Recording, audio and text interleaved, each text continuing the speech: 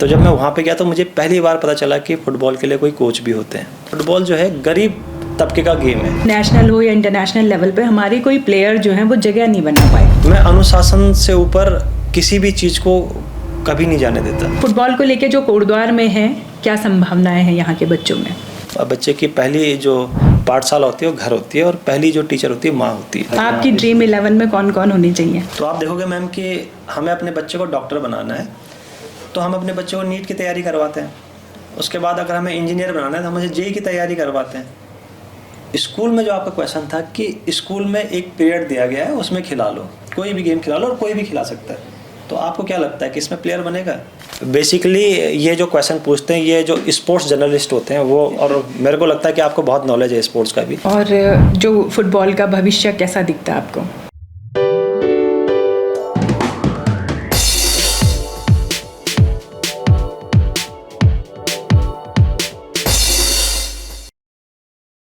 नमस्कार दोस्तों, मैं माधुरी डबराल और स्वागत है आप सभी का हमारे आज के इस पॉडकास्ट में।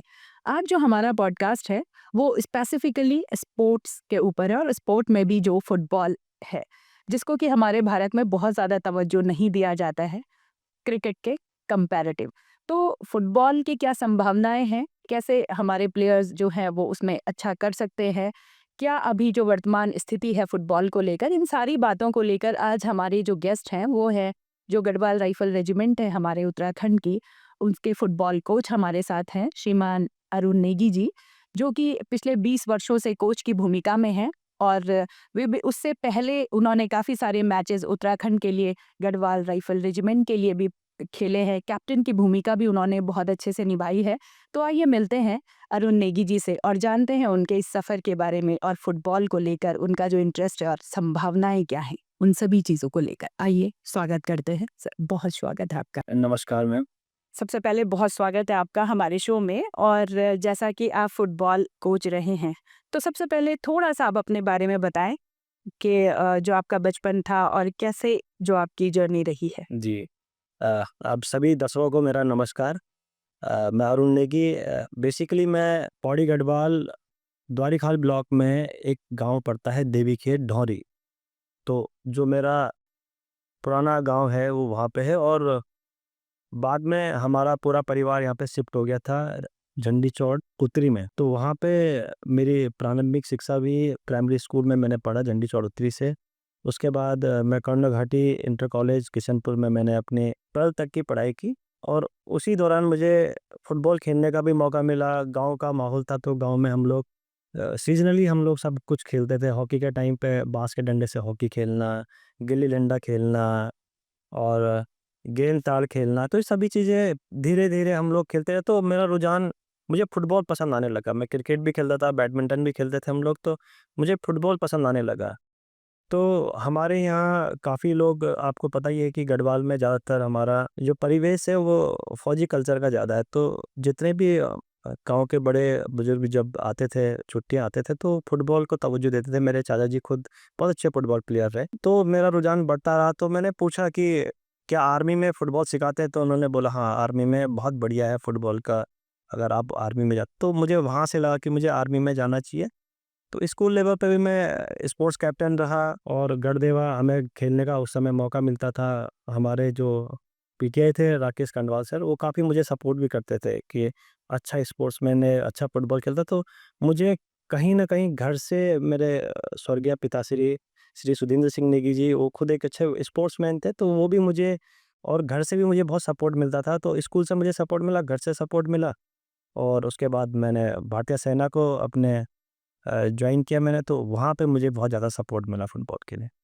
तो जैसा कि हमारे जो परिवेश है उसमें खेलों को बहुत ज़्यादा इम्पोर्टेंस नहीं दी जाती थी। अब भी हमारे टाइम तो बिल्कुल ही नहीं दी जाती थी, अब तो फिर भी थोड़ा-सा बदला है। तो आपका जो फुटबॉल की तरफ का जो रुझान था, वो किसी की प्रेरणा से आया या फिर आपको खुद से ही इंटरेस्ट मतलब डे बाय डे डेवलप हुआ? इंटरेस्ट में मैंने आपको बताया था अभी कि सभी में गेम खेलता था। मुझे कहीं न कहीं फुटबॉल मुझे लगता था कि, क्योंकि हो सकता है कि मेरा परिवेश, क्योंकि फुटबॉल अगर आप देखोगे ना, ये भी एक रीज़न हो सकता है मेरा फुटबॉल में जाना है कि अभी भी बोला जाता है, लेकिन अब ये कम हो गया कि पहले बोला जाता था कि फुटबॉल जो है गरीब तबके का गेम है। एक बॉल होती है और 22 आदमी उसे आराम से खेल सकते हैं। अच्छा नंगे पाँव भी खेला जा सकता था। तो उसमें क्या होता हमारी जब फुटबॉल फूट भी जाती थी तो हम उसको क्या करते उसके अंदर घास वगैरह भर देते थे, या कभी-कभी हम कपड़े की कोई गेंद बना लेते तो उससे हम सभी खेलना शुरू कर देते थे। तो मेरा रुझान उसमें बढ़ता रहा। तो धीरे-धीरे जब मैं आर्मी में गया तो मुझे वहाँ पे जाके अंडर 21 फुटबॉल टीम में मुझे जाने का मौका मिला, जो कि नेशनल के लिए क्लोज़ थी हमारी। तो उस समय मेरी उम्र महज़ 18 साल थी। तो जब मैं वहाँ पे गया तो मुझे पहली बार पता चला कि फुटबॉल के लिए कोई कोच भी होते हैं। तो मैं तो अचंभित था ही कि एक गाँव का लड़का और वहाँ पे जाके उन प्लेयर्स से मैं जाके मिल रहा हूँ कि जो पहले से फुटबॉल खेलते थे। तो मेरा फिर रुझान बढ़ा इस साइड में फुटबॉल की तरफ कि हाँ, फुटबॉल में खेल के ये भी होता। अच्छा, गाँव में क्या होता था कि हम लोग जॉइंट संयुक्त परिवार से थे, जॉइंट फैमिली से थे। तो गाँव का माहौल भी एक ऐसा था कि पहले पूरा गाँव एक संयुक्त परिवार होता था। कहीं न कहीं टीम भावना भी थी कि टीम के साथ हम लोग कैसे एडजस्ट कर सकते हैं। तो फुटबॉल क्योंकि टीम गेम है, तो मुझे आसान लगा फुटबॉल खेलना। तो इस प्रकार से मैं फुटबॉल की तरफ ज़्यादा मेरा रुझान जाता रहा। तो कब आपको ध्यान आया कि कोच की भूमिका भी आप निभा सकते हैं और कोच की भूमिका में कैसे आना हुआ? ये क्या हुआ मैम कि जब मैं अंडर 21 टीम में लखनऊ में था, तो वहाँ पे हमारे कोच थे सतीशन सर, वो साउथ इंडियंस थे। तो मैंने सर से पूछा, मैंने सर कोच बनने के लिए क्या करना पड़ता है?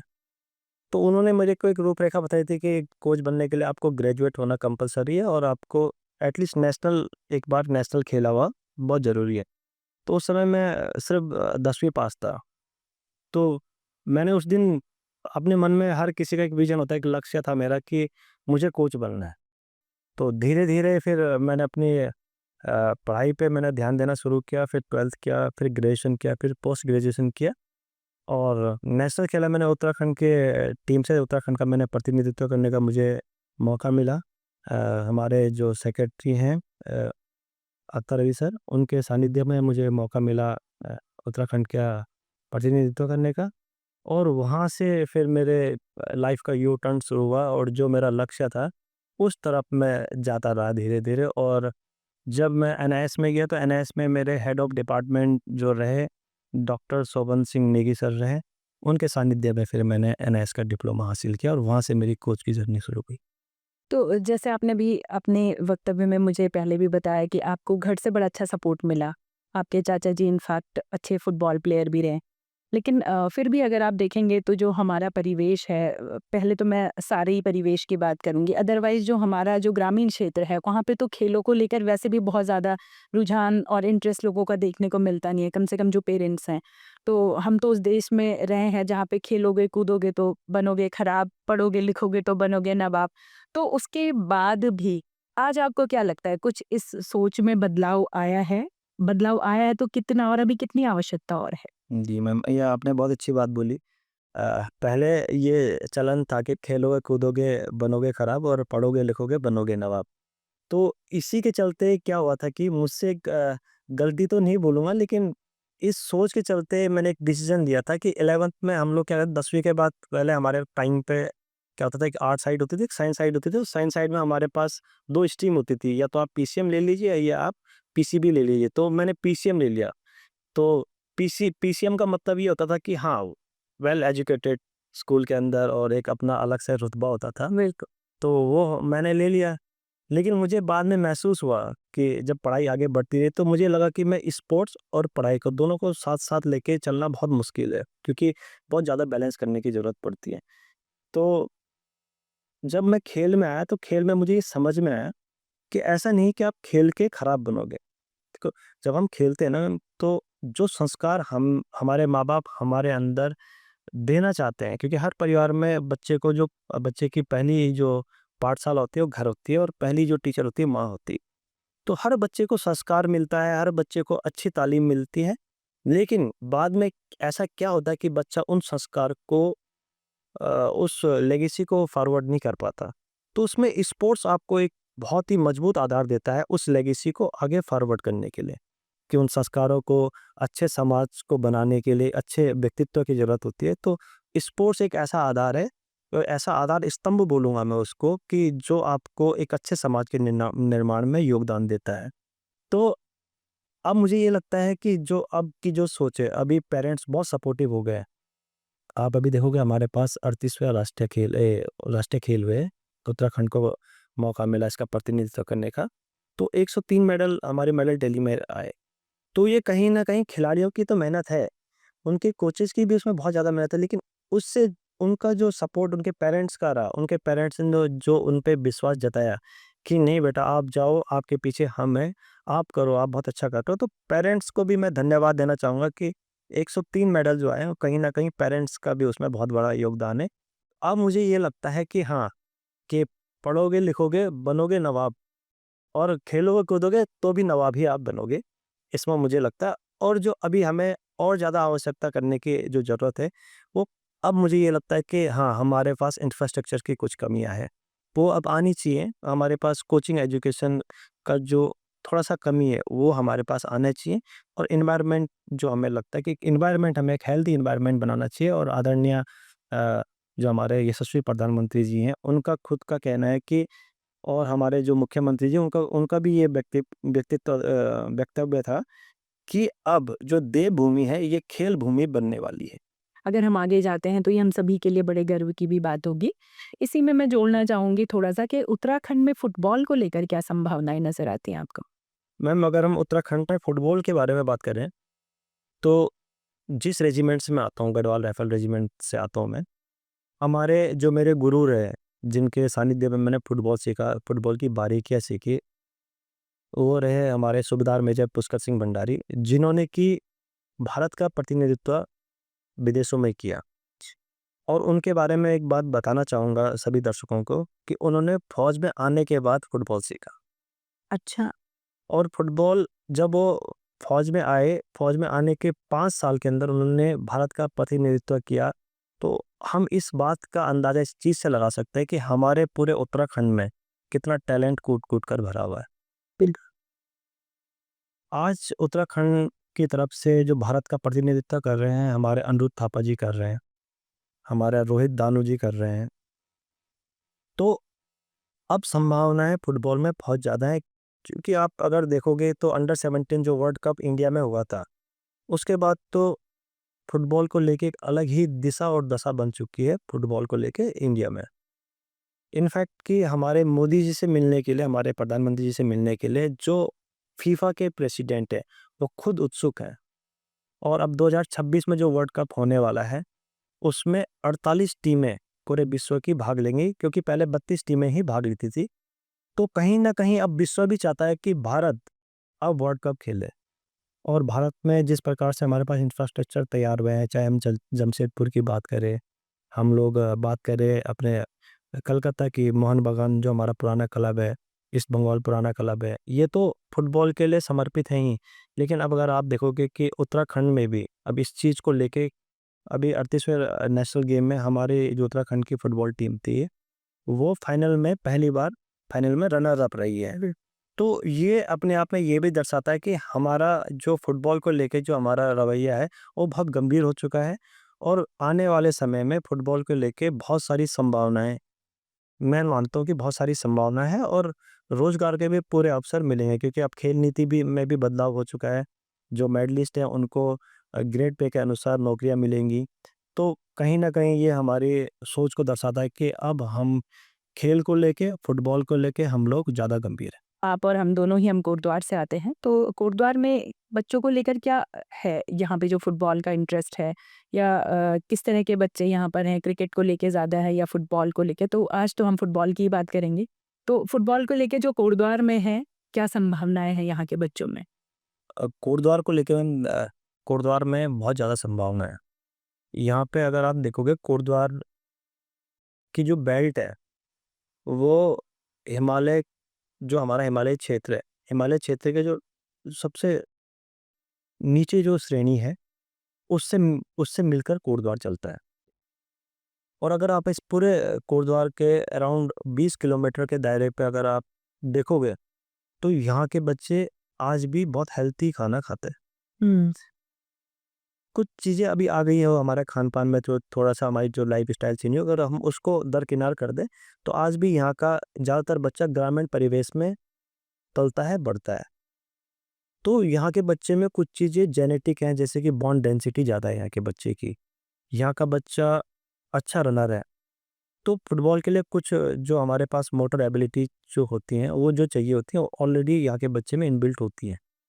तो अगर हम यहाँ के बच्चे पे काम हो भी रहा है, Pauri Pauri association, football association जो हमारी है, वो काम भी कर रही है, लेकिन हमारे पास इंफ्रास्ट्रक्चर की कुछ कमियाँ हैं, जो कि अगर राज्य सरकार द्वारा अगर यहाँ पे मिल जाए हमारे पास, आप देखोगे तो पूरे कोटद्वार में एक स्पोर्ट्स स्टेडियम है, जो स्वर्गीय श्री शशिधर भट्ट जी के नाम से, और उसमें भी, उस स्टेडियम में भी फुटबॉल ग्राउंड को लेके काफ़ी खामियाँ रहती हैं वहाँ पे। उसकी भी स्थिति संतोषजनक संतोषजनक नहीं है, क्योंकि वहाँ पे जब हमारे बच्चे जाते हैं तो बगल में कूड़े का पूरा डंप है, आपको पता ही है, और बगल में फिर वहाँ पे जो घाट है, जो अंतिम पड़ाव होता है किसी भी मनुष्य का, वो वहाँ पे है। तो कहीं न कहीं वो नेगेटिविटी तो रहती है वहाँ पे ग्राउंड में, कि इधर से बदबू आती है, तो काफ़ी चीज़ें हैं जो कि यहाँ के बच्चे के लिए ठीक नहीं है।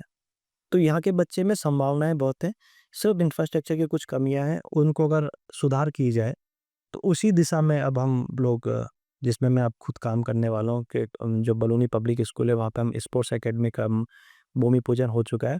तो वही है, हमारा विज़न भी वही है कि कैसे यहाँ का बच्चा, हमारे पौड़ी गढ़वाल का बच्चा और उत्तराखंड का बच्चा राष्ट्रीय स्तर पर और विश्व पटल पर कैसे हमारे राज्य का, अपने गाँव का, अपने देश का नाम ऊँचा करे, इस ओर अब हमने कदम बढ़ा चुके हैं। एक चीज़ आपने और देखी होगी, हम भी नोटिस करते रहते हैं कि क्रिकेट को लेके बड़ा क्रेजी रहते हैं हमारे बच्चे, युवा हो, जब मैचेस होते हैं तो वो दिन भर स्कोर क्या है, मतलब वो एक अलग ही तरह का उनके अंदर जुनून दिखता है, क्रेज दिखता है, जो कि अभी फुटबॉल को लेकर नहीं दिखता है।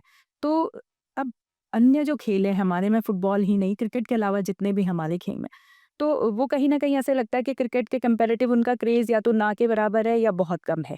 तो कैसे हम अब क्रिकेट के सामने इन चीज़ों को, क्या हमें करना चाहिए कि इन चीज़ों को, अन्य खेलों को भी और फुटबॉल को भी बढ़ावा मिले? मैम, आपने बहुत अच्छा क्वेश्चन पूछा। ज़्यादातर मैक्सिमम जितने भी लोग होते हैं, आप देखोगे तो वो बोलते हैं, उनका बोलना ये होता है कि क्रिकेट की वजह से, पहला जो वर्ड आता है, क्रिकेट की वजह से इस गेम का बुरा हो गया, क्रिकेट की वजह से उस गेम का बुरा हो गया। अक्सर जनरली बिल्कुल। लेकिन मेरा मानना व्यक्तिगत रूप से ये है कि मैं ये मानता हूँ कि क्रिकेट की जो गवर्निंग बॉडी है, वो बहुत अच्छा काम कर रही है, नो डाउट। क्योंकि उन्होंने अपने गेम को इस प्रकार से मॉडिफाई किया कि घर-घर तक उन्होंने अपना गेम पहुँचाया। आप देखोगे, किसी के घर पे भी कोई भी बच्चा जब नया जन्म आता है, तो बच्चा जब 1 साल का होता है, उसके लिए पहला जो खिलौना होता है, तो पहले एक बैट और बॉल होता है। बैट बॉल आता है। आप देखोगे, किसी के घर में फुटबॉल कभी पहला खिलौना नहीं बन पाया। किसी के घर पे रनिंग शूज़ कभी पहला खिलौना नहीं बन पाया। किसी के भी घर में, हमारे पास किसी के लिए एथलेटिक ट्रैक पे, कि अगर उसने पहला किसी ग्राउंड में जाने का ख्वाब देखा हो किसी बच्चे ने, तो पहला ख्वाब उसका एथलेटिक ट्रैक नहीं था, पहला ख्वाब उसका स्विमिंग पूल नहीं था, उसका पहला ख्वाब होता है क्रिकेट पिच। बिल्कुल। जब बच्चा थोड़ा-सा समझदार होता है, तो अगर वो अपने जीवन का, अगर हम अभी सभी दर्शक ये देख के सोचेंगे ज़रूर कि उनकी ज़िंदगी का, जब उन्होंने टेलीविज़न पे, और टेलीविज़न में इसलिए बोल रहा हूँ कि हमारे जो समय के और हम में से जो पुराने थे, उस 80 के दशक का और 90 के दशक का टेलीविज़न ही हम लोग बोलते थे, और उसमें अगर किसी ने पहला मैच देखा है ना, वो क्रिकेट का देखा। हाँ, बिल्कुल। तो that is the biggest reason कि हम लोग खुद ही क्रिकेट को प्रमोट करते हैं, और फिर हम खुद ही क्रिकेट के अपोज़िट में चले जाते हैं। हाँ, लेकिन ये है कि हमें किसी अपने और गेमों को प्रमोट करना चाहिए, जैसे कि फुटबॉल हमारा राज्य खेल है। तो जैसा कि आप बता रहे हैं अभी कि हम और हमारी वाली जो पहले की जनरेशन्स थी, हमने टीवी पे क्रिकेट देखा है, लेकिन अगर आपको ध्यान हो तो क्रिकेट जितना आता था और टेस्ट मैच जब चलते थे, तो मुझे लगता ही नहीं है कि उसके अलावा कुछ और टीवी पे दिखाया भी जाता था कोई गेम। तो कहीं न कहीं ये म्यूचुअली हुआ है। ऐसा मतलब क्रिकेट को प्रमोट गवर्नमेंट की तरफ से भी किया गया, या स्पोर्ट्स जो हमारी जो है हमारा अथॉरिटी है, तो कहीं न कहीं उनका भी मुझे लगता है रोल रहा है, क्योंकि हम टीवी खोलते थे तो क्रिकेट ही दिख रहा था, और अब तो टेस्ट मैच बंद हो गए इनफैक्ट। टेस्ट मैच चल रहे हैं। मतलब उस अब जैसे 2020 का टाइम आ गया है, फॉर्मेट चेंज हो गया है। उस समय टेस्ट मैच चलते थे और 3-3 4-4 दिन तक पता चल रहा है क्रिकेट ही चल रहा है। तो कहीं न कहीं वो वाला पार्ट भी रहा है। तो जैसे कि आप अभी हमें बता रहे हैं, और हम लोग भी पता है, अभी हमारे जो नेशनल गेम्स हमने उत्तराखंड में होस्ट किए हैं, और उसमें हम लोगों की जो टीम है वो सेकंड रही है। केरला फाइनल में केरला से हम लोग हार गए थे। तो काफ़ी बेटर ही बोलूँगी मैं इसको, तो बहुत अच्छा हमारी टीम ने किया है, बाकी जीतना हारना तो लगा है। पर इसके बाद भी अगर आप देखेंगे तो नेशनल हो या इंटरनेशनल लेवल पे हमारे कोई प्लेयर जो हैं वो जगह नहीं बना पाए।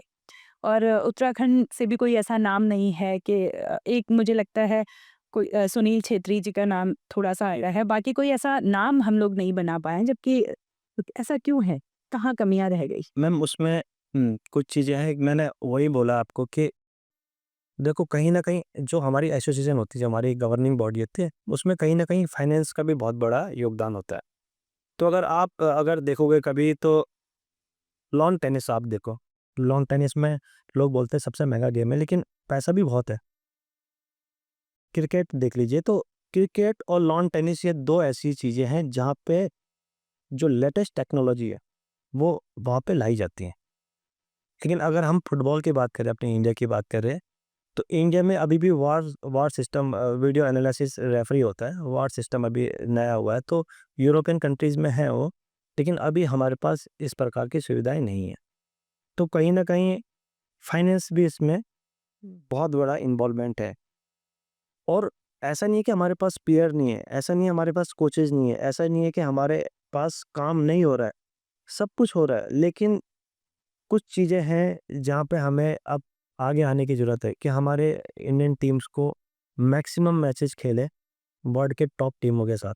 लेकिन वहाँ पे जाने के लिए हमें क्वालीफाई होना बहुत ज़रूरी होता है। कुछ रूल्स एंड रेगुलेशन होते हैं, तो वो जब तक हम क्वालीफाई नहीं करते तब तक हम लोग उनके साथ मैचेस नहीं हो सकते। जैसे फ्रेंडली मैच के लिए अभी आपने देखा होगा कि अभी सीनियर जितने रिटायरमेंट हो चुके हैं लीजेंड प्लेयर्स, अभी ब्राज़ील के आए थे, ब्राज़ील और इंडिया का मैच हुआ था। तो उसमें 2-1 का स्कोर रहा। तो ऐसा नहीं है कि हमारे प्लेयर कम है या हमारी एसोसिएशन काम नहीं कर रही या इंफ्रास्ट्रक्चर में बहुत ज़्यादा कमी है।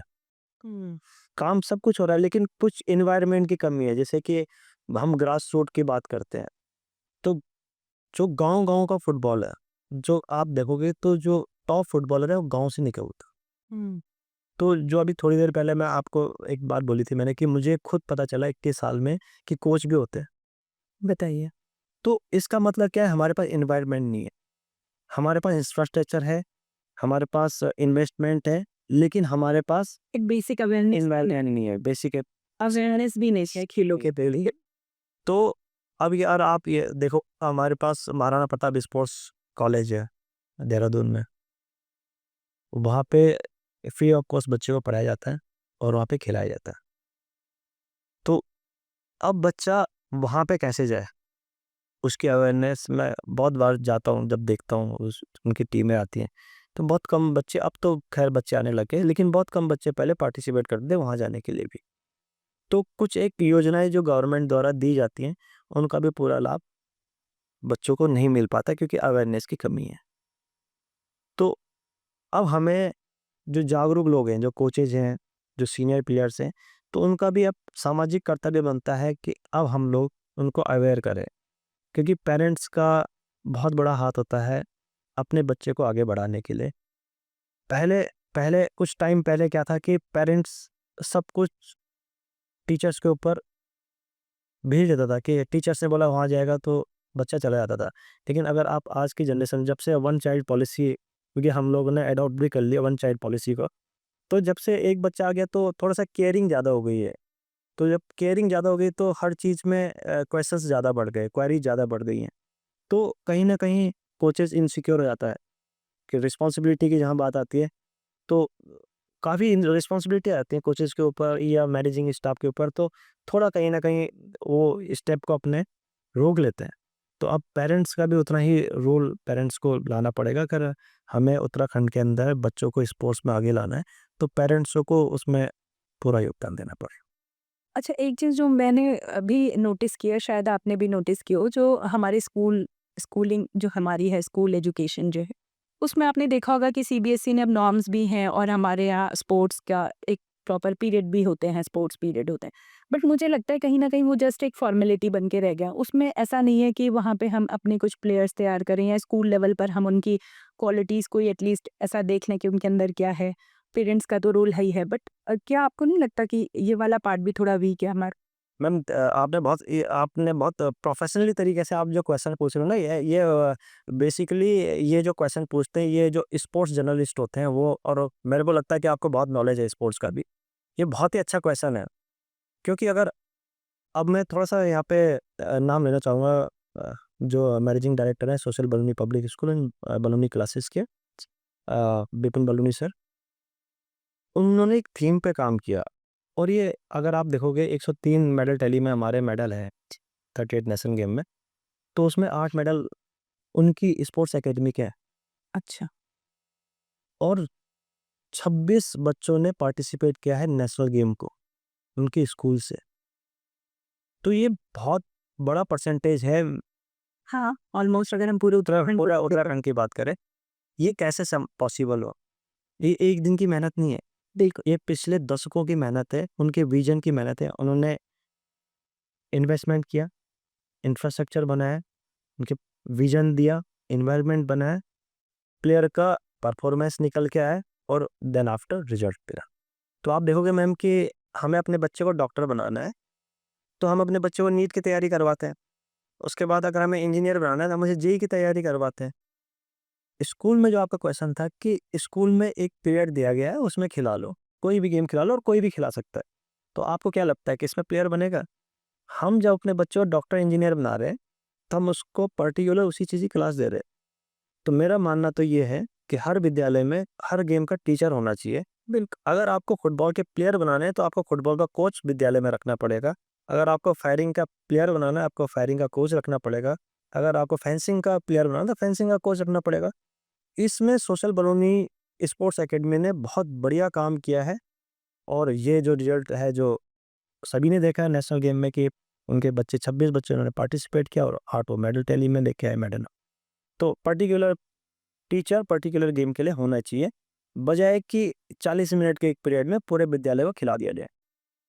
हाँ, लेकिन ये है कि जर्नली अगर एक कोच भी होगा, तो कहीं न कहीं उसकी स्टार्टिंग भी इसी तरीके से हुई होगी, तो एटलीस्ट वो बच्चों में ये तो देख सकता है कि ये इसमें स्पोर्ट्समैन स्पिरिट है या नहीं है, ये नीट के लायक है या इंजीनियरिंग के लायक है। जैसे हम लोग बच्चों में फिर भी देख ले कि बायो का इंटरेस्ट है तो ये डॉक्टर बन सकता है, या इंजीनियरिंग का इंटरेस्ट है। तो ऐसे ये तो एटलीस्ट देखा जा सकता है कि ये इसमें स्पोर्ट्समैन वाले जो अगर हैं कैपेबिलिटीज़, तो क्यों ना फिर उस तरीके से वो तराशा जाए। इसमें जैसे कि हम लोग टैलेंट आइडेंटिफिकेशन का कैंप लगा सकते हैं, एटलीस्ट इतना तो करें। और उसमें हम लोग हमारे जब हम लोग डिप्लोमा करते हैं तो वहाँ पे ये चीज़ हमें सिखाई भी जाती है कि हम लोग कैसे आइडेंटिफाई करें कि कौन सा बच्चा किस गेम के लिए। बिल्कुल, तो बस जस्ट कि नॉर्मली ये बता रहा हूँ कि मसल्स फाइबर होते हैं हमारी बॉडी में। तो एक फास्ट ट्विच मसल्स फाइबर होता है, एक स्लो ट्विच मसल्स फाइबर होता है। तो जो एक्सप्लोसिव गेम है, जैसे कि 100 मीटर स्प्रिंट हो गया, 200 मीटर हो गया, 400 मीटर हो गया, तो इसमें जिसके पास फास्ट ट्विच मसल्स फाइबर होंगे वो बच्चा इसमें अच्छा परफॉर्मेंस देगा। स्लो ट्विच मसल्स फाइबर हो गए हमारे स्विमिंग के लिए चाहिए होता है, हमारा लॉन्ग डिस्टेंस रनिंग के लिए चाहिए होता है। तो जो हमारे गढ़वाल में बेसिकली है, तो ज़्यादातर हमारे पास स्लो ट्विच मसल्स फाइबर काफ़ी मात्रा में। आप अंकिता ध्यानी जी को देख लीजिए, आज पूरे गोल्डन गर्ल है हमारे प्रदेश की।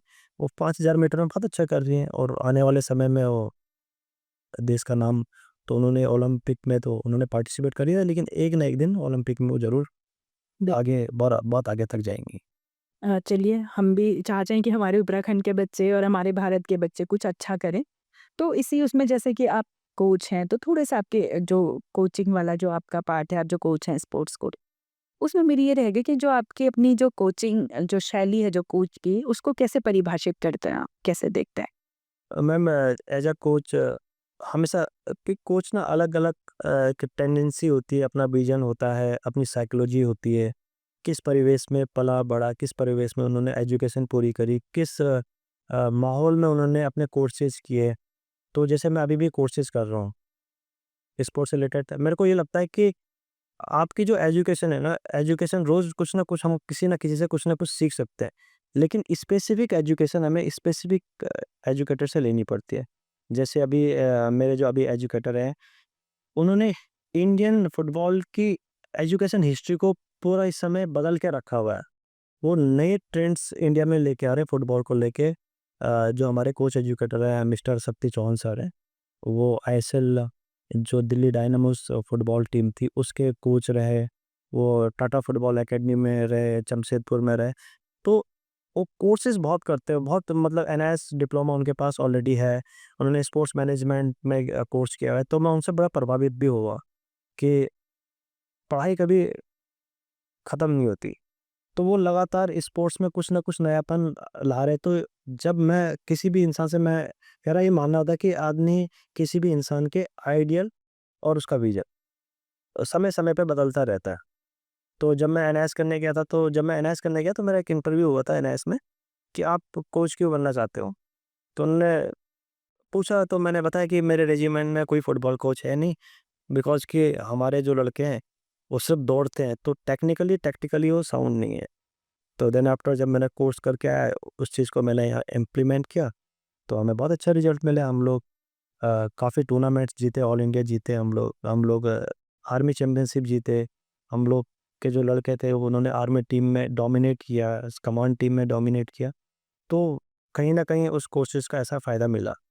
तो मेरा मानना ये है कि जो मेरी कोचिंग फ़िलॉसफ़ी है, वो एक तो मेरे समाज को उसका फ़ायदा मिले, और दूसरा मेरा मानना ये होता है कि कोई भी बच्चा किसी भी तबके का हो, उसके पास पैसे हैं, नहीं है, लेकिन वो ऐसा ना रहे कि उन्होंने कभी कोचिंग ना की हो और किसी कोच के अंडर में ना रहे हो।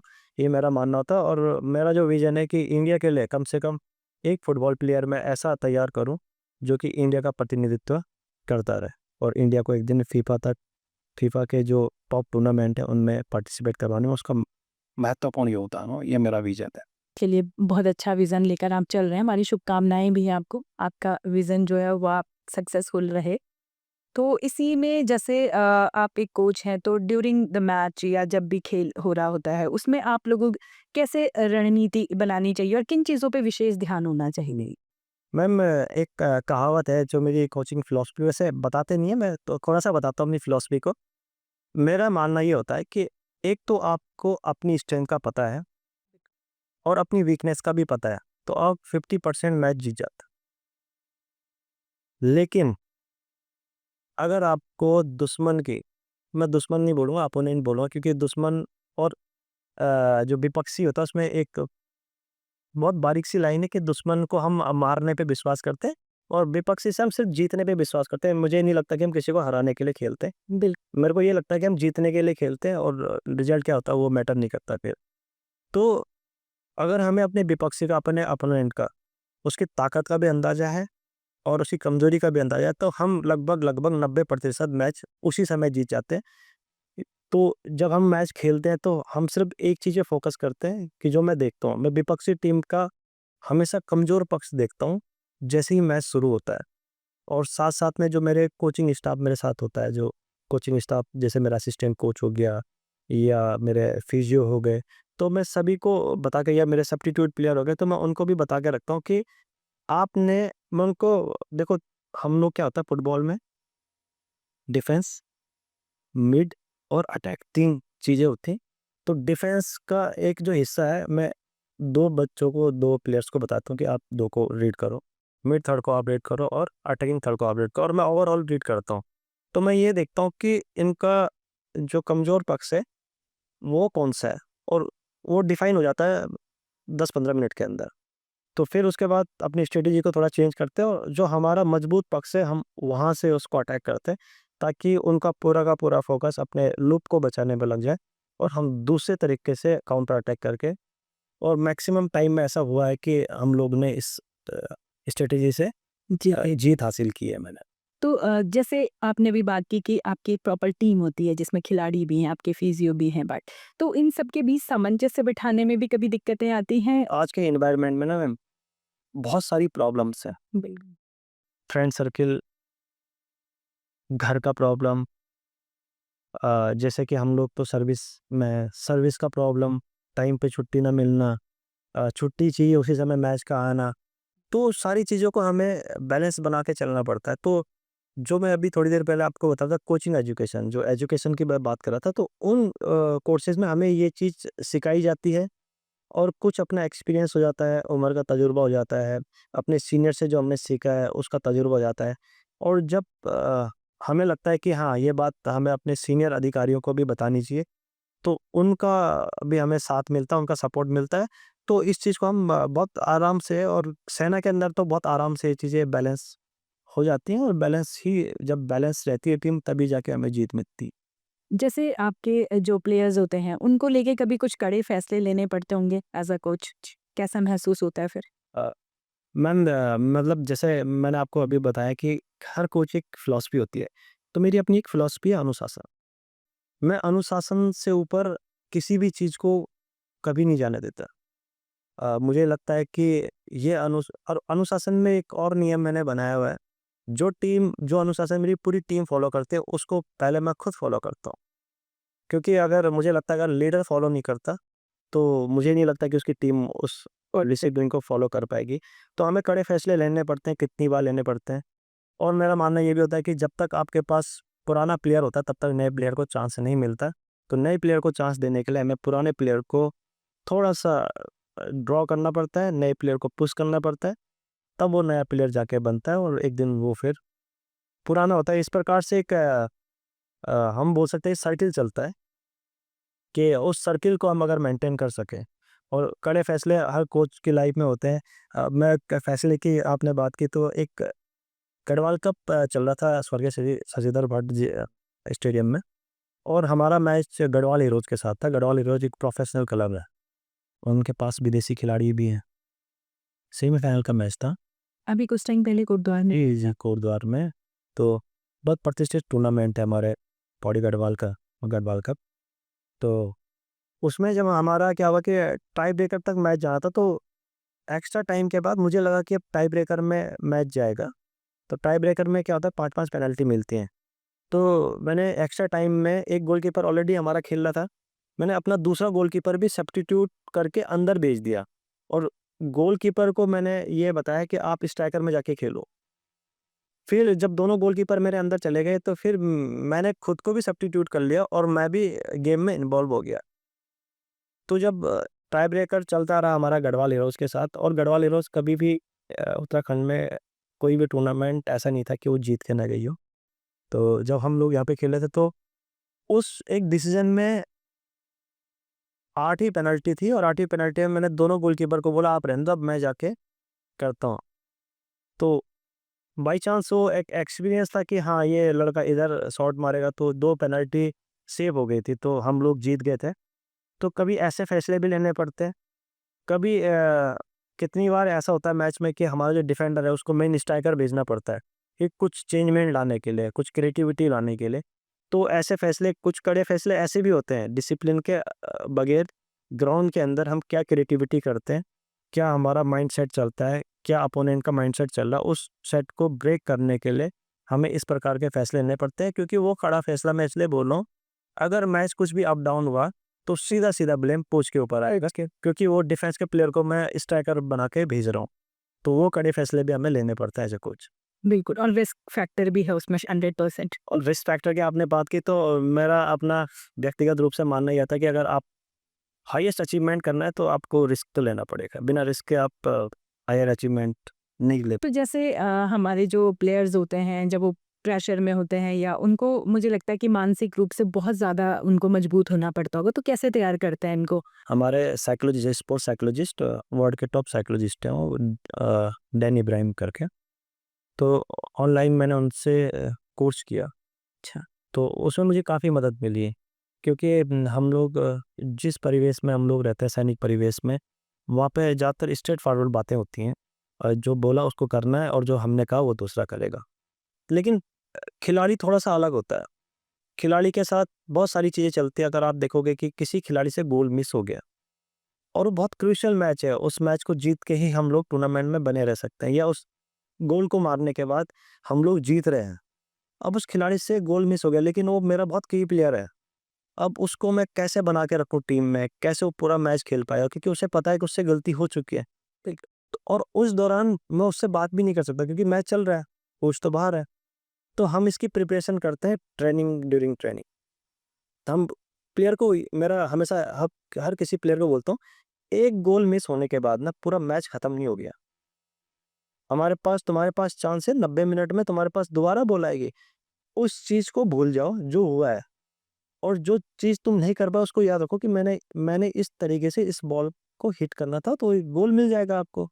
तो प्लेयर के दिमाग में वो मेरी बातें हमेशा रीड रहती है। तो मैं जब किसी प्लेयर से गोल मिस हो जाता है तो मैं बाहर से एक ही कॉल करता हूँ कि ट्रेनिंग सेशन याद करो, जो हमने ट्रेनिंग सेशन में किया, तो वो क्लिक करता है प्लेयर के माइंड में। क्योंकि मेरा मानना ये होता है कि जब आके 11 प्लेयर अंदर खेलते हैं, वो अपनी एबिलिटी से खेलते हैं, वो जीतने के लिए खेलते हैं, लेकिन जो कोच का माइंड सेट होता है, वो कोच के माइंड सेट से खेलते हैं। जो हम लोग स्ट्रेटेजी बनाते हैं, जो हमारी रणनीति रहती है, तो ये सारी चीज़ें हम उनको ट्रेनिंग सेशन में, तो जैसे हम टाई ब्रेकर का प्रैक्टिस करते हैं ट्रेनिंग सेशन में, तो ट्रेनिंग सेशन में मैं उनको काफ़ी तरीके से लोड रखता हूँ, ताकि क्योंकि क्या होता है, हमारे पास ट्रेनिंग में अपोनेंट नहीं होता। अभी टाई ब्रेकर कर रहे हैं, टाई ब्रेकर में कोई अपोनेंट नहीं, लेकिन जब अगर आप देखोगे, जब टाई ब्रेकर चलता है फुटबॉल का, उस समय एक प्लेयर के ऊपर बहुत ही ज़्यादा प्रेशर होता है, बहुत ज़्यादा प्रेशर। उसके पास सबसे पहला प्रेशर होता है बॉल को अंदर भेजने का। उसके पास प्रेशर होता है ऑडियंस का, स्पेक्टेटर का। नहीं, उसके बाद प्रेशर होता है टीममेट्स का, जो वहाँ से उसको पुश करके भेजते हैं, नहीं मारना है, गोल मारना है, तुम्हारे मारने से हम अंदर होंगे। तो वो एक प्रेशर होता है। उस प्रेशर को हटाने के लिए हम ट्रेनिंग सेशन में उन सारी चीज़ों का ट्रेन करता हूँ मैं उनको, और उनसे पेप टॉक करता हूँ, उनसे बातें करता हूँ, पॉजिटिविटी बातें करता हूँ। कि 2 चीज़ होती है मैम, अगर मैं किसी प्लेयर को बोलूँ आज तुम्हारी शॉट गोल से बाहर नहीं जानी चाहिए, तो जो मैंने बाहर का वर्ड बोला ना, उसके दिमाग में हिट करेगा बाहर। लेकिन अगर मैं ये बोलूँगा तुम्हारी सारी बॉलें आज अंदर जाएँगी, तो बाहर तो आया नहीं। तो हम इस तरीके से हमें पॉजिटिव प्लस, तो पॉजिटिव अप्रोच, मैं वही बोल रहा, एजुकेशन जब हम एजुकेट होते हैं, जब हम कोर्सेज करते हैं, तो हमें ये सारी चीज़ें सीखने के लिए मिलती हैं। तो हम पॉजिटिव अप्रोच को हम कैसे उसके ऊपर हम काम करें, ये सबसे ज़्यादा मेन फैक्टर होता है। हमारा प्लेयर क्या होता है कि वहाँ पे हमें रिप्रेजेंट करता है कि हमने कैसी कोचिंग उनको कराई है। डाइट का क्या रोल होता है और कितना बड़े लेवल पे डाइट इफेक्ट करती है प्लेयर को? 3 चीज़ें बड़े को रिलेटेड होती हैं, आपकी ट्रेनिंग, आपकी डाइट और आपकी रिकवरी। अगर आप अच्छी ट्रेनिंग करते हो और आपने अच्छी डाइट नहीं ली, तो आपका परफॉर्मेंस कभी भी इन्हांस नहीं होगा। अगर आपने अच्छी डाइट ली, अच्छी ट्रेनिंग की, लेकिन अच्छी रिकवरी नहीं की, तब भी आपका परफॉर्मेंस रुक जाएगा। तो हमें इन तीनों का तालमेल बना के चलना पड़ता है, अच्छी डाइट, अच्छी ट्रेनिंग एंड अच्छी रिकवरी। तो डाइट को हम लोग जैसे हमारा ड्यूरिंग हमारा जब मैच रहता है, मैच के दौरान हम कार्बोहाइड्रेट डाइट ज़्यादा लेते हैं, ताकि हमें एनर्जी ज़्यादा चाहिए होती है जी, और हमें कार्बोहाइड्रेट बेस्ड एनर्जी चाहिए होती है, हमें फैट बेस्ड एनर्जी की इतनी ज़रूरत नहीं पड़ती, हमें कार्बोहाइड्रेट बेस्ड एनर्जी की ज़्यादा ज़रूरत पड़ती है। और कार्बोहाइड्रेट तकरीबन हमें नेचुरल चीज़ों से ही मिल जाती हैं, तो हम उसको करते हैं। या हम जैसे हमारा ऑफ सीजन है, तो ऑफ सीजन में हम थोड़ा-सा प्लेयर को थोड़ा-सा मैं रिलैक्स रखता हूँ कि आपको कुछ खाना है, जो आपका मन है वो खाइए।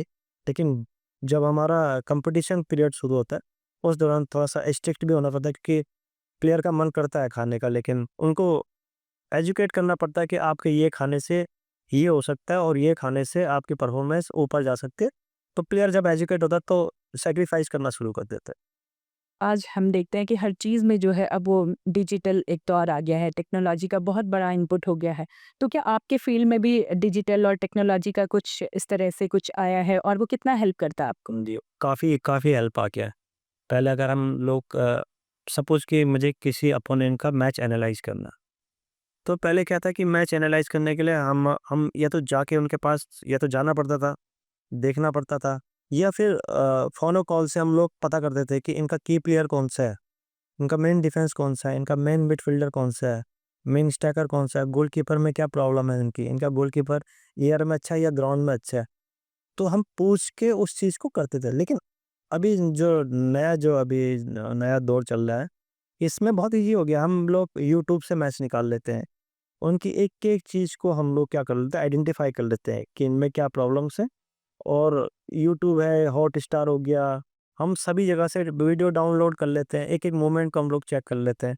तो बहुत ईज़ी हो गया अब हमें ये तो करना। ये हेल्पफुल है आप बहुत ज़्यादा हेल्प टेक्नोलॉजी को आई है। टेक्नोलॉजी। तो चलिए एक चीज़ और है जो भारतीय हमारा जो फुटबॉल है हम उसमें हमें किन-किन चीज़ों में सुधार की आवश्यकता है कि हम एक अच्छे प्लेयर्स दे पाएँ?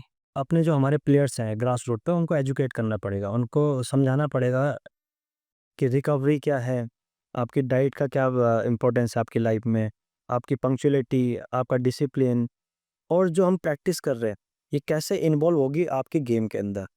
तो ग्रास रूट लेवल पे हमें फिर कोचिंग एजुकेशन को बढ़ाना पड़ेगा। जितने ज़्यादा हमारे पास कोचेज़ होंगे, उतने ज़्यादा ईज़ी होगा हमें ट्रांसफ़र करना अपने विज़न को प्लेयर्स पे।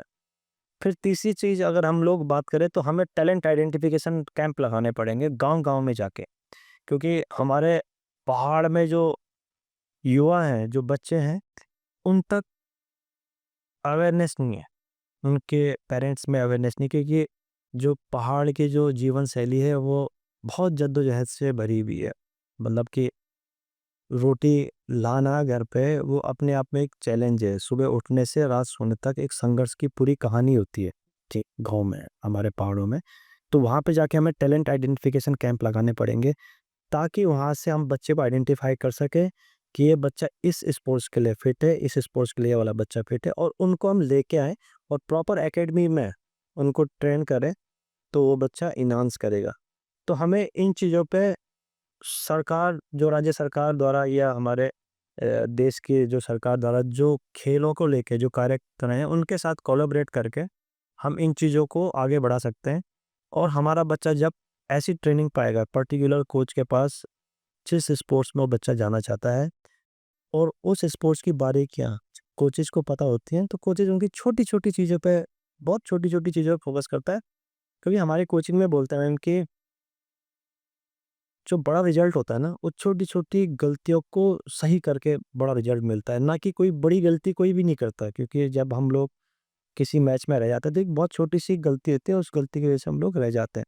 तो कहीं न कहीं हमारे जो छोटी-छोटी गलतियाँ हैं, जो हम अपने बच्चों को ट्रांसफ़र नहीं कर पा रहे, हम अपने बच्चों के लिए टैलेंट आइडेंटिफिकेशन कैंप नहीं लगा पा रहे, हमारे जो दूर-दराज़ के बच्चे हैं, उनको हम नीचे वो यहाँ जहाँ पे अकेडमीज़ हैं, वहाँ पे नहीं लेके आ पा रहे। कुछ एग्ज़ाम्पल्स हैं, मैं आपको बताना चाहूँगा। मैं अब अगर अपने रेजिमेंट की बात करूँ, गढ़वाल रेजिमेंट की बात करूँ, तो हमारे जो ओलंपियन रहे सुरेंद्र साहब, सरदार सुरेंद्र साहब, इस समय वो साई बैंगलोर में एज ए हेड कोच वहाँ पे ट्रेन कर रहे हैं। इवन कि अंकिता ध्यानी भी उनके पास ट्रेनिंग की उन्होंने, और इस समय यूएसए में अंकिता ध्यानी। तो मेरी उनसे बात हुई थी, तो अभी वहाँ पे है। हमारे जो सरदार एलम सिंह हैं, वो कॉमनवेल्थ प्लेयर हैं, एशियाड प्लेयर हैं, वो अभी भी रनिंग करते हैं। मेरे ख्याल से इस समय वो 44-45 इयर्स के होंगे, और अभी भी वो आराम से 12 किलोमीटर रन करते हैं, और फर्स्ट या सेकंड में से एक आते हैं। ठीक है मैम। उसके बाद हम अगर फायरिंग की बात करें, तो हमारे इंटरनेशनल जिन्होंने पार्टिसिपेट किया है, इंडिया को रिप्रेजेंट किया है, सूबेदार भरत साहब और सूबेदार देवेश साहब। ये मैं सिर्फ गढ़वाल रेजिमेंट की बात करूँ, मैं इसलिए करूँ क्योंकि उस रेजिमेंट से हम जुड़ा हुआ हूँ, और उन उन प्लेयर्स के बारे में मैं जानता भी हूँ। हम फतेह साहब की बात करें, जो इन्होंने बॉक्सिंग में इंडिया को रिप्रेजेंट किया है। और अगर मैं बीजी की बात करूँ, बीजी के जो कोच रहे हैं, और अ, सूबेदार जनार्दन प्रसाद बलूनी जी, जो कि डॉक्टर नवीन बलूनी सर, और जो मैनेजिंग डायरेक्टर हैं बलूनी पब्लिक स्कूल के, आदरणीय बिपिन बलूनी सर के पिताजी हैं, वो बीजी रुड़की के कोच रहे, और उन्होंने बॉक्सिंग फौज में आकर ही सीखी। और आज उनके जितने भी उन्होंने प्लेयर बनाए हैं अपने ट्रेनिंग के दौरान, आज उनके प्लेयर अर्जुन अवार्ड ले चुके हैं, एक द्रोणाचार्य अवार्डी भी हैं। तो इन लोगों ने, मेरा जो कहने का जो तात्पर्य है, और फुटबॉल में हमारे सूबेदार पुष्कर सिंह भंडारी, सूबेदार मेजर पुष्कर सिंह भंडारी साहब, जो मेरे गुरु भी रहे। तो मेरा बोलने का जो तात्पर्य है वो ये है कि इन सभी लोगों ने जो स्पोर्ट्स जो सीखा है, जिन भी अपने गेम में महारत इन्होंने हासिल की, इन्होंने फौज में आने के बाद की। तो अगर हम एक एनालाइज करें कि अगर इनको वो सारी सुविधाएं बचपन से मिल जाती है, या इनको उस गेम में प्रॉपर कोच मिल जाते हैं, इनको इंफ्रास्ट्रक्चर मिल जाता है, इनको एनवायरनमेंट मिल जाता है, विजन तो इनके पास था, बिल्कुल। इनको अगर वो चीज़ मिल जाती, तो मुझे ये लगता है कि ओलंपिक में हमारा मेडल होता इन सभी गेमों में। आपकी बातों से मुझे ऐसा लग रहा है कि हमारे पास टैलेंट की कोई कमी नहीं है। कमी है तो एक बेसिक इंफ्रास्ट्रक्चर की, बेसिक अवेयरनेस की, और बेसिक जो उनकी ट्रेनिंग होनी चाहिए, जो टेक्निकल तक जो वो साउंड हो सके, जो हमारे दूसरे देशों के जो खिलाड़ी होते हैं उनके सामने कम्पिटिटिव एक एनवायरनमेंट के लिए, है ना। तो ये 2-3 चीज़ों पे अगर हम काम करें तो काफ़ी चीज़ें सुधर सकती है। इवन कि हमारे फुटबॉल में बोला जाता है मैम कि जो जर्मन फिलॉसफी है कोचिंग की, उसमें ये बोला जाता है कि 14 साल से पहले आपका बिफोर 14 इयर्स आपका बच्चा टेक्निकली साउंड हो जाना चाहिए। हाँ, और उसको आप देखोगे, अभी नए बच्चों को, मैं बहुत बच्चों को देखता हूँ, इवन कि अच्छे लेवल में भी देखता हूँ बच्चों को गिरना नहीं आता। अगर आप कोई ऐसा स्पोर्ट्स आप खेलने जा रहे हो जिसमें आपका बॉडी कांटेक्ट होना है, तो आपको गिरना बहुत ज़रूरी है। बॉडी कांटेक्ट भी ज़रूरी नहीं है, आप अगर देखोगे, आप बैडमिंटन को देखो, बैडमिंटन में भी डाइव होते हैं। बिल्कुल। लॉन टेनिस में डाइव लगा, आजकल जो नई जनरेशन के प्लेयर हैं वो पॉइंट को कैच करने के लिए डाइव से भी पॉइंट ले रहे हैं। तो हमारे प्लेयर्स को, हमारे जो बच्चा स्पोर्ट्स में आना जाता है उसको सबसे मैंडेटरी उसे गिरना आना चाहिए, क्योंकि जब आप गिरते हो तो बहुत सारा मैकेनिज्म बॉडी का काम करता है। तो गिरने के बाद जो प्लेयर जल्दी उठेगा वो विन करेगा। चलिए, आपकी लाइफ का यादगार लम्हा कौन-सा है गेम्स में अगर बात करें? मेरी लाइफ में एक इंसिडेंट हुआ था कि मेरे राइट नी में प्रैक्टिस के दौरान चोट लगी थी और बाद में ब्लड इफ्यूजन हो गया। तो ब्लड इफ्यूजन हुआ तो कोई 1 हफ्ते बाद उसमें इन्फेक्शन शुरू हो गया। तो मुझे इमीडिएट एमएच में रेफ़र किया गया। एमएच में मैं जब गया तो वहाँ पे मेरा ट्रीटमेंट चला 1 महीने तक। तो मेरे जो एसीएल है, एसीएल में थोड़ा-सा लैक्सिटी हो गई थी, थोड़ा स्प्रेन वगैरह हो गया। तो उसके बाद डॉक्टर्स ने मुझे बोला कि आप 6 महीने तक तेज़ भी नहीं चल पाओगे, खेलना तो बहुत दूर की बात है। तो मैंने फिजियो के पास गया मैं। मैंने फिजियो से पूछा कि मैंने सर क्या मैं फिट हो सकता हूँ? बोला डॉक्टर साहब ने बोला 6 महीने तो 6 महीने। फिर भी मैंने थोड़ा-सा बोला उनको, थोड़ा प्रेशर करके, सर आप मुझे बताओ कि मैं क्या फिट हो सकता हूँ? बोला 2 महीने में हो सकता है फिट, लेकिन अगर ये एक्सरसाइज़ करोगे। तो मैंने 1 महीने तक, मैं जब भी मेरी नींद खुलती मैं एक्सरसाइज़ करता था। तो मैंने 1 महीने के बाद एक टूर्नामेंट खेला, हमारे ब्रिगेड लेवल पे होता है, जो हमारे आर्मी में होता है, फार्मेसी में टूर्नामेंट होते हैं। उसके बाद मैंने डिवीज़न का टूर्नामेंट खेला। उसके बाद मैंने सिलेक्शन लिया कमांड टीम में, मैंने आर्मी चैंपियनशिप खेली। तो मेरा ये मानना है कि हमारे बहुत सारे आइडियल होते हैं स्पोर्ट्स में, मेरे भी हैं। जैसे मैं सचिन तेंदुलकर, उनको अपना आइडियल मानता हूँ डिसिप्लिन को लेके, कि वो कभी, उनको सिर्फ़ अपने स्पोर्ट्स से मतलब रहता था, जिस गेम में वो थे, उससे मतलब उनका रहता था। लेकिन मैं अपना आइडियल खुद था कि मुझे ये लगता है कि हाँ, अगर मैं चाहूँ तो मैं खेल सकता हूँ। और मुझे ये भी फ़ील हुआ कि हमारा बॉडी का मैकेनिज़्म भी हमारे साथ वैसे ही काम करता है, जो हमारा थॉट प्रोसेस होता है, जो हम करना चाहते हैं, हमारा बॉडी का मैकेनिज़्म भी फिर हमें उसी तरीके से डील करता है। तो वो मेरी लाइफ़ का बहुत वैसा मोमेंट था कि हाँ, मैंने खेला है। और एक मोमेंट और आया था मेरी लाइफ़ में, जब मैं अपनी रेजिमेंट के लिए फुटबॉल टूर्नामेंट ही कोटद्वार में खेल रहा था। तो पूरा परिवार ही मेरा देखता था और मेरे गाँव से काफ़ी लोग आते थे देखने के लिए, बिकॉज़ कि उस गाँव से मैं पला-बड़ा। तो जो हमारा क्षेत्र है, उधर से जंडी-चौड़, उमरापुर, कलाल घाटी, हल्दू-काता, इधर से सभी आते थे। तो उस गेम में मुझे एक चोट लग गई थी, तो ब्लीडिंग वगैरह भी नाक पे लग गई थी। तो फिर फैमिली वगैरह पूरी थी, सभी थे, बच्चे भी थे। तो उसके बाद मैं दोबारा ग्राउंड में गया और उसके बाद मैंने बैक टू बैक उसमें 3 गोल मारे थे, हैट्रिक मारी थी मैंने। और वो मैच हम हारते हुए जीते थे। तो वो सेल्फ मोटिवेशन के लिए भी था और वो मेरा बहुत यादगार है कि मैं अपनी रेजिमेंट को, अपनी रेजिमेंट की टीम को एज ए कैप्टन मैं रिप्रेजेंट कर रहा था। हम लोग जो मैच लॉस कर सकते थे उसको हम वापस लेके आए और टूर्नामेंट हमने उस साल फिर जीता भी। तो ये मेरा है। बहुत अच्छा लगा। अगर मैं आपसे पूछूँ एक शब्द में बताएँ कि फुटबॉल क्या है तो आप क्या कहेंगे? फुटबॉल लाइफ है। नहीं, बड़ा अच्छा है। फ़ेवरेट प्लेयर कौन है आपका?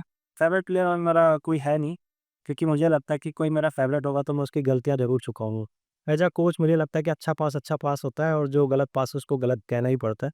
लेकिन जनरली मुझे मेसी ज़्यादा अच्छा लगता है, कि जो उनकी शालीनता है गेम के अंदर, और एग्रेशन भी है और शालीनता भी है, तो वो उसको बैलेंस करके चलते हैं, वो मुझे ज़्यादा अच्छा लगता अगर फुटबॉल कोच नहीं होते किसी कारणवश तो क्या होते फिर? है। मैं फिर सोशल वर्कर रहता। फिर सोशल वर्कर होते। ये अगर आपको आज एक मौका दे दिया जाए कि आपको किसी दिग्गज खिलाड़ी का कोच बनना है तो आप किसको सेलेक्ट करेंगे? अगर मुझे मौका मिले कोच करने का, तो मैं, जो हमारे इंडियन टीम के कैप्टन है सुनील छेत्री, मैं उनको कोच करना चाहूँगा।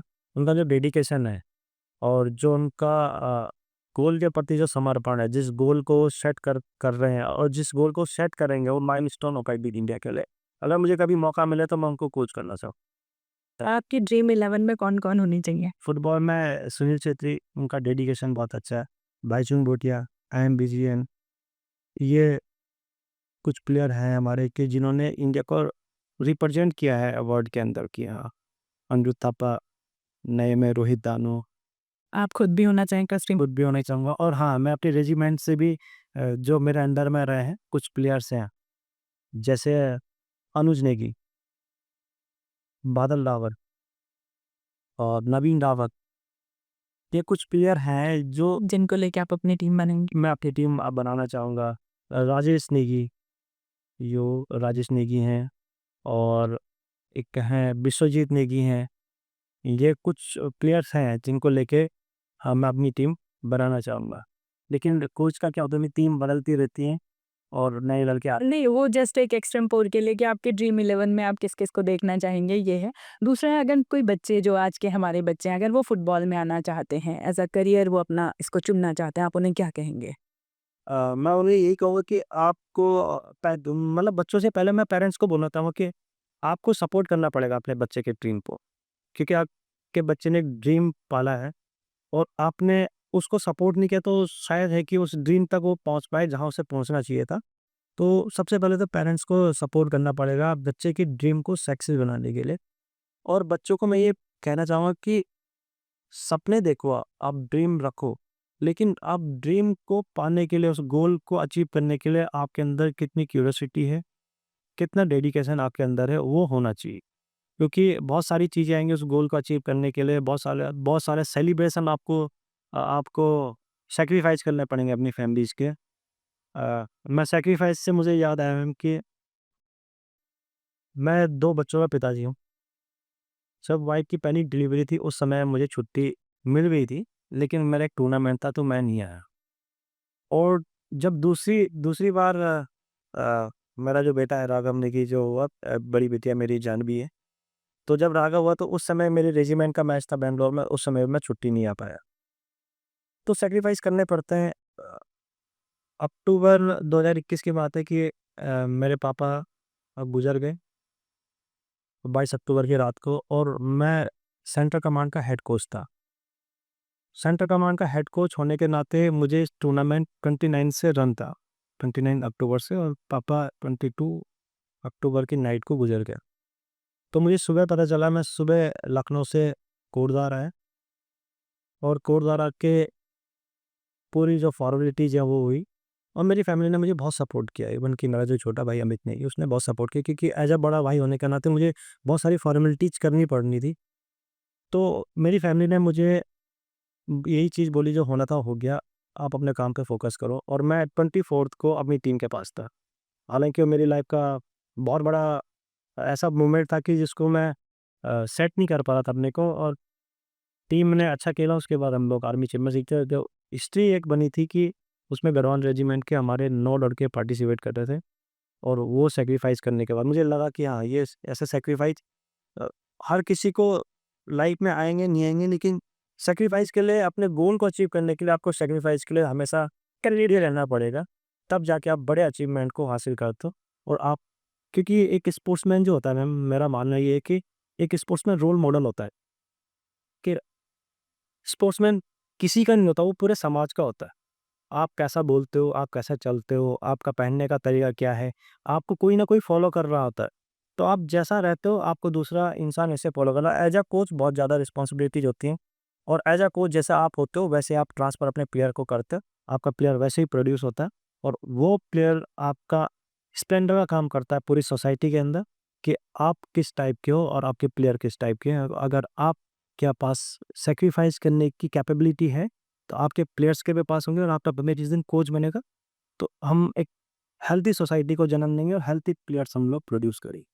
तो जैसे ये तो थी फुटबॉल प्लेयर की बात। अगर किसी को कोच बनना है, तो उसके लिए कुछ अलग से एजुकेशन है, कुछ कोर्सेज़ हैं, तो अगर उसके बारे में भी थोड़ा-सा बताइए? अगर हमें किसी भी प्लेयर को कोच बनना है, तो कुछ चीज़ें मैंडेटरी होती हैं यहाँ पे, कि जैसे ग्रेजुएशन कंपलसरी है। एनआईएस डिप्लोमा होता है, national Netaji Subhash national institute of sports है, एनआईएस पटियाला, जो कि उसकी मेन ब्रांच है। उसकी ब्रांचेज़ बैंगलोर में भी हैं। और तो उसके लिए आपको ग्रेजुएशन होना कंपलसरी है, आपको नेशनल खेला हुआ ज़रूरी है। अगर नेशनल नहीं है, तो आपको मिनिमम 2 इंटर यूनिवर्सिटी खेला हुआ होना बहुत ज़रूरी है। और आपके पास ग्रेजुएशन है, आपने नेशनल के अलावा इंटर यूनिवर्सिटी के लिए, तो आप अप्लाई कर सकते हो। वहाँ पे जाने के बाद भी आपके टेस्ट होते हैं, उनको क्लियर करने के बाद आप 1 साल का डिप्लोमा करते हैं।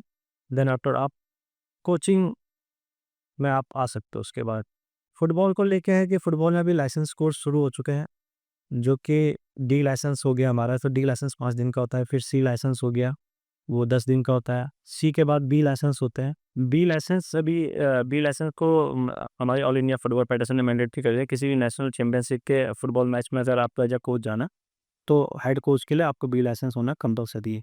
देन बी लाइसेंस के बाद हमारे पास ए लाइसेंस आता है, जो कि हमारे आईएसएल जो इंडियन सॉकर लीग चल रहा है, इसमें जितने भी कोचेज़ हैं, एटलीस्ट वो ए लाइसेंस सभी हैं। कि और उसके बाद जो आता है हमारा जो हाई लेवल पे, वो ए प्रोफेशनल ए प्रो है हमारा, जो कि हमारा इंडिया में एक मौजूद है। उसके बाद बाकी सभी बाहर होते हैं। तो जितने भी हमारे कोच एजुकेटर हैं, मिस्टर सत्य चौहान सर, ये ए प्रो लाइसेंस क्लियर है उनका। साजिद यूसुफ डार सर हैं, उनका ए प्रो क्लियर है। हमारे पीनू सर हैं लोहा से, उनका ए प्रो क्लियर है। तो हमारे पास ये सारे तरीके हैं कि हम लोग कोचिंग में आ सकते हैं इन कोर्सेज़ को करने के बाद। जो भी प्लेयर अगर इच्छुक है कि हाँ, मुझे कोचिंग उसमें जाना है, तो अपना एक एम फिर वही है लास्ट में कि आपके पास एक गोल होना चाहिए, एक विज़न होना चाहिए कि हम कोच क्यों बन रहे हैं? कोच बनने के बाद मेरा गोल है क्या? मैं क्या क्लब के लिए काम करना चाहता हूँ, या मैं देश के लिए काम करना चाहता हूँ, या मुझे सेल्फ एजुकेशन को ज़्यादा बढ़ाना है? तो हमारे पास जो विज़न होगा उस अकॉर्डिंगली हम लोग उसी हिसाब से काम कर पाते हैं। और जो फुटबॉल का भविष्य कैसा दिखता है आपको? फुटबॉल का भविष्य मुझे बहुत ब्राइट दिखता है, क्योंकि जिस प्रकार से नेशनल गेम के बाद जो उत्तराखंड में फुटबॉल को लेके लहर बनी है, और उत्तराखंड का जो राज्य खेल है वो भी फुटबॉल ही है। उत्तराखंड से पहले भी बहुत सारे प्लेयर हुए हैं। हम अगर आर्मी से बात करें, पुष्कर सिंह भंडारी साहब का मैंने जिक्र किया, सीवी थापा साहब थे बीजी उड़की से, उनका है। तो ऐसे बहुत सारे प्लेयर हुए थे, उनको उनको देख के, उनको मोटिवेट होके, क्योंकि सीवी थापा साहब देहरादून में ही प्रैक्टिस करते थे, तो काफ़ी प्लेयर उनसे मोटिवेट हुए। तो हमारी लड़कियां बहुत अच्छा कर रही हैं फुटबॉल में। मैं रक्षा पवार की बात करूंगा। रक्षा पवार के जो भाई हैं साहिल पवार, वो इस समय मुंबई सिटी से आईएसएल प्लेइंग कर रहे हैं। रक्षा पवार ने खुद इंडिया को रिप्रेजेंट किया, एज ए कैप्टन रिप्रेजेंट किया है। इस समय और ऑल इंडिया फुटबॉल फेडरेशन में भी सेवाएं दे रही हैं। तो बहुत अच्छा भविष्य है। बस वही है कि हमें अपने गोल को सेट करना पड़ेगा। हर प्लेयर को अपने गोल को सेट करना पड़ेगा कि उस गोल तक पहुंचने के लिए जितनी भी सेक्रीफाइस हैं, उन्हें वो करना पड़ेगा। आपको अपने कोच की बात सुननी पड़ेगी। आप अपने कोच से पूछो कि जो हम ट्रेनिंग सेशन कर रहे हैं, इस ट्रेनिंग सेशन में गेम में कहाँ पे इन्वॉल्व होना है। तो अगर इस प्रकार की क्यूरियोसिटी हर प्लेयर के मन में रहेगी, कुछ क्वेश्चंस वो पूछेंगे, तो कोच को क्या होता है कि कोच को भी इंटरेस्ट आता है कोचिंग कराने में, कि यस बच्चा इंटरेस्ट ले रहा है। अभी क्या हो गया कि पैडागोजिकल प्रोसेस हो गया। टीचिंग और कोचिंग में थोड़ा-सा मुझे जो अंतर लगता है वो ये है कि टीचर्स हमें सिखाते हैं, लेकिन कोचिंग का मेथड क्या है कि प्लेयर जहाँ पे गलत कर रहा है ना, वो रेक्टिफाई करना है और उसको हमने ठीक करना है। इतना ही हमारा कोचिंग का वो रहता है। तो अब क्या हो गया, प्रोसेस हो गया कि मैं प्लेयर से भी सीख रहा हूँ। ऐसे प्लेयर से क्वेश्चन पूछा कि ये क्यों किया? तो वो बताता क्या है, तो मुझे लगा कि हाँ, ये वाला प्रॉब्लम ऐसे भी सॉल्व हो सकता है। तो ये सारी चीज़ें क्या हो गई कि अब हमें म्यूचुअल रिलेशनशिप में रहते हुए, कोच की बात को मानते हुए, अपने गोल को सेट करते हुए हम आगे बढ़ेंगे, तो फ्यूचर बहुत ब्राइट है फुटबॉल को लेके। कि जो हमारा जो फुटबॉल फेडरेशन है हमारा जो इंडिया का, उसके रोल से कितने सैटिस्फाइड हैं आप? क्या वो प्रॉपर है, काम कर रहा है? जैसे हमारी फेडरेशन अभी बहुत अच्छा काम कर रही है, ऑल इंडिया फुटबॉल फेडरेशन है। उन्होंने अंडर 10 के लिए भी ब्लू कप्स करके एक टूर्नामेंट करने के लिए बताया कि हम इसको करा सकते हैं। तो अंडर 10 का मतलब बच्चा की जो 6 साल का बच्चा है, 7 साल का बच्चा है, वो भी फुटबॉल के टूर्नामेंट खेल सकता है। तो अच्छा विज़न है कि हमारा बच्चा 7 साल से बॉल फील्डिंग के साथ टूर्नामेंट वाले एनवायरनमेंट में आ जाएगा। उसके बाद हमारे पास अंडर 14 है, अंडर 16 है, अंडर 17 है, अंडर 19 है, अंडर 21 है। तो ये सारे टूर्नामेंट अभी ऑल इंडिया फुटबॉल फेडरेशन बहुत ज़्यादा फोकस कर रही है इस समय। एकेडमीज़ हैं, जो बड़ी-बड़ी एकेडमीज़ हैं और जो छोटी एकेडमीज़ हैं, उन पे भी फोकस कर रही है ऑल इंडिया फुटबॉल फेडरेशन। और साथ-साथ में स्काउटिंग पे बहुत ज़्यादा फोकस है उनका। जो उनके स्काउटिंग के लिए जो मेंबर्स को वो अपॉइंट करते हैं, इवन कि मेरे को खुद ही मौका मिला स्काउटिंग करने का गर्ल्स फुटबॉल टीम के लिए। तो अब बहुत ज़्यादा अवेयरनेस है फुटबॉल को लेके, क्योंकि फीफा अब खुद चाहता है कि इंडिया वर्ल्ड कप खेले। फीफा खुद चाहता है।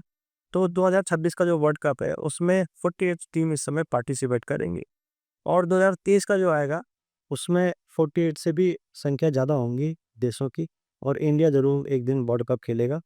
क्योंकि ग्रास रूट लेवल पे जो इंफ्रास्ट्रक्चर अब बन रहे हैं, जो काम हो रहा है, या जो विजन जो चल रहा है, जैसे अब मैं अपनी बात करूँ, अपने खुद के विजन को लेके जो हम काम कर रहे हैं, तो हमारा भी विजन ये है कि हम इंडिया के लिए प्लेयर को प्रोड्यूस करें, फुटबॉल को लेके, सारे गेमों को लेके।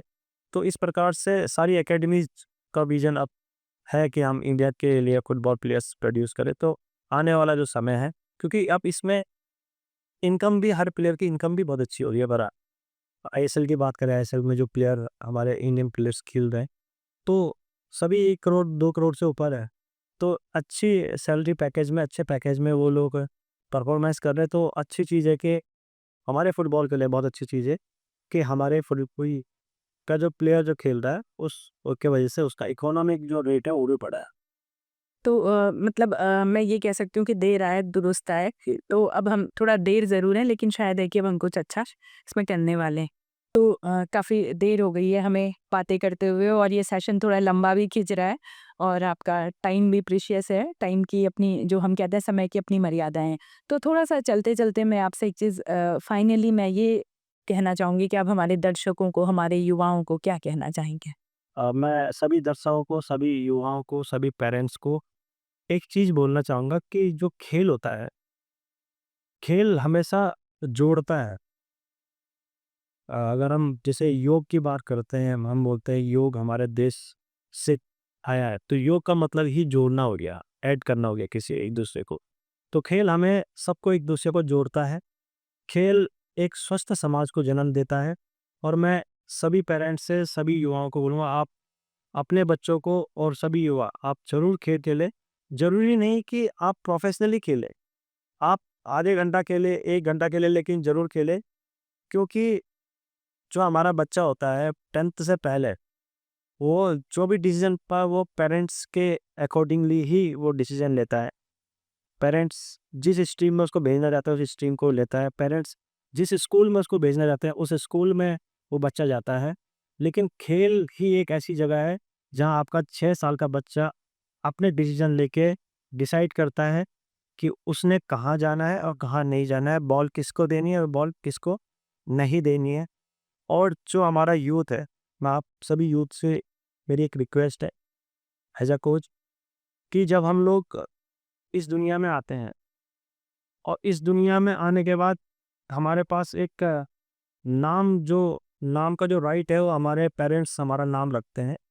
उस समय हम अपना नाम नहीं रख पाते, लेकिन उस नाम के साथ हम क्या ऐड करते हैं वो हम होते हैं टिल ऑफ डेथ।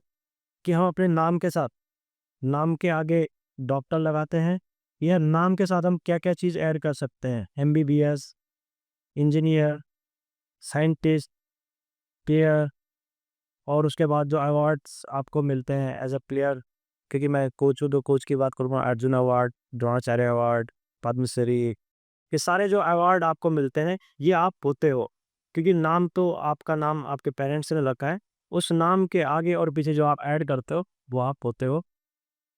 ये मेरा अपना ये मानना, और ये मेरा मैसेज भी है सभी यूथ को, कि आप ज़रूर कोशिश करो कि उस नाम के साथ आप कुछ ना कुछ ज़रूर जोड़ें, जो कि समाज हित के लिए बहुत ज़रूरी है और सर्वोपरि भी। तो बड़ा अच्छा लगा आप हमारे शो में आए, और आपने बहुत अच्छी-अच्छी बातें फुटबॉल से लेकर जो हमारे साथ साझा की, हमारे युवाओं के साथ। तो बहुत धन्यवाद आपका इन सब चीज़ों के लिए। बहुत धन्यवाद। तो आप थे श्रीमान अरुण नेगी जी, और मुझे उम्मीद है कि आपको ये एपिसोड काफ़ी अच्छा लगा होगा। बेसिकली हमारे जो प्लेयर्स हैं, या जो प्लेयर्स बनना चाहते हैं, फुटबॉल के फील्ड में जाना चाहते हैं, तो अगर आपको इस तरह की कोई आगे गाइडेंस भी चाहिए, तो अरुण नेगी जी कोटद्वार में ही रहते हैं, और आने वाले टाइम में जो सोशल बलूनी पब्लिक स्कूल है वहाँ पर एक प्रॉपर जो स्पोर्ट्स यूनिट है उसको संभालने जा रहे हैं। तो ये बहुत अच्छा है कि हमारे कोटद्वार में एक इस तरह की स्पोर्ट्स सेंटर होने वाला है, एक जो कोच हैं वो आने वाले हैं। तो इस तरह की पर्सनालिटीज़ और इस तरह का जो व्यक्तित्व है वो हमारे शो में आगे भी आते रहेंगे। हमें अपना प्यार, स्नेह, आशीर्वाद इसी तरह से देते रहिएगा। हमारे साथ जुड़ने के लिए आप सभी का भी बहुत बहुत धन्यवाद।